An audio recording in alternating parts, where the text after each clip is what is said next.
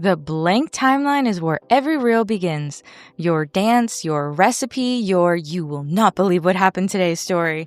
But what happens when Instagram itself drops a brand new editing app and whispers, "You never need CapCut again"? That was the best version of a French accent that I could do. Either way, that's Edits by Instagram. It's Meta's shiny new tool that promises pro-level effects, instant captions, and green screen magic, all without leaving the gram. Hey, it's Caitlin, and welcome back to GBRLIFE Reviews, where I test the tools, apps, and platforms so you don't waste your time or your money. So is Instagram Edits the shortcut we've all been waiting for, or is it just another shiny distraction? Let's find out as you like and subscribe while breezing through my quick intro. Welcome to GBRLIFE. We'll talk big love, everything in the mix. So bring your boy, Joe Bite, you're home now, babe. This is GBRLIFE. Ooh, this is GBRLIFE. And now I bet you're wondering what Instagram Edits actually does. Basically, Edits is Instagram's answer, in my opinion, to CapCut, which is rolled into one clean mobile package. You download it on Android or iOS, and you see a streamlined workspace with AI-powered auto-captions that transcribe your audio almost instantly. You can also do the SmartCut to detect pauses or dead air, and they trim them for you. Think Descript. Green screen and background removal that rivals desktop editors, and music integration tied directly to Instagram's licensed library. Oh, also, there is direct-to-Reels export, so no extra upload step, no compression surprises, and everything is designed so you film, edit, and publish without ever leaving Meta's ecosystem. So now let's talk some pros and cons. First up, what I liked. First, tight Instagram and Facebook integration. Exporting is literally one tap. You can publish to Instagram, and if your accounts are linked, you can cross-post to Facebook automatically with captions, hashtags, and music licenses intact. So there's no weird color shifts, no uploaded in lower quality panic. And then you also have a surprisingly strong editing tool, keyframe animation for text and stickers and multi-layer audio and built-in filters that don't scream phone app. Well, these days, I figure most of us know it's coming from our phones, but maybe some of you don't, and now you just found out. Plus, there's also the green screen, and it's smooth.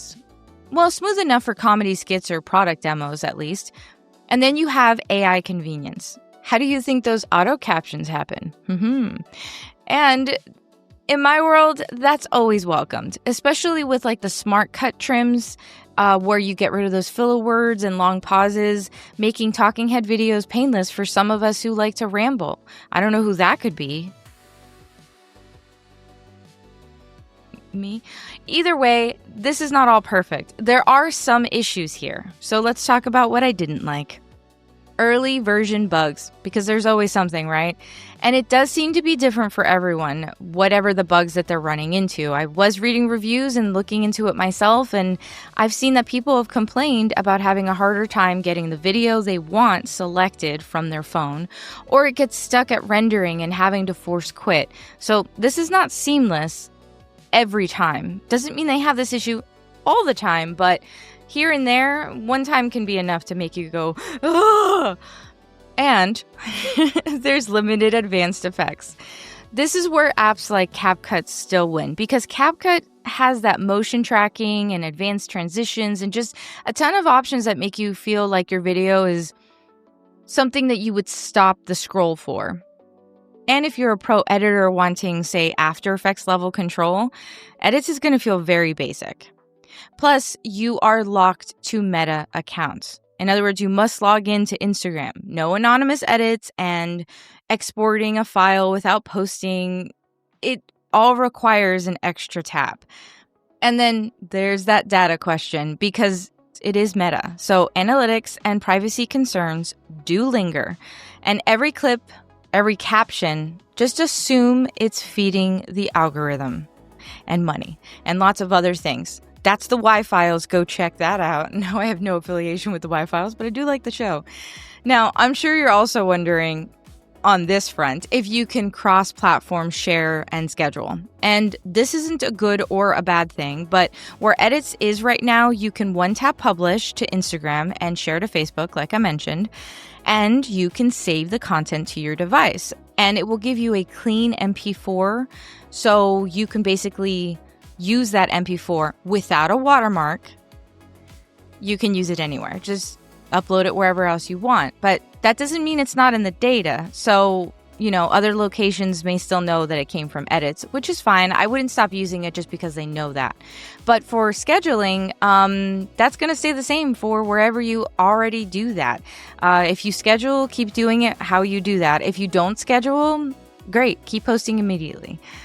And that isn't something you're going to find in edits right now, but you might find it in the future. So I would keep an eye out for that because they do have that option in other things within, for example, their business suite. Now, let's get into the big question, other than the other big question with lots of big questions. Besides, what is your big question? Type that in the comments below. Maybe I can answer it for you. And what is the question? Is it free? What's the price? What's going on here? Well, pricing for edits today is free. There isn't a paid tier yet, but Meta has hinted at possible premium features like cloud storage or exclusive effects. But thankfully, right now, it's wide open. And that brings us to the big question. I don't know how to make it any bigger than the last other big question, right? But, is it worth it? So choose Instagram edits if you create mostly for Reels and Facebook stories, or just, in general, for those specific platforms. And you want fast, polished videos without a steep learning curve.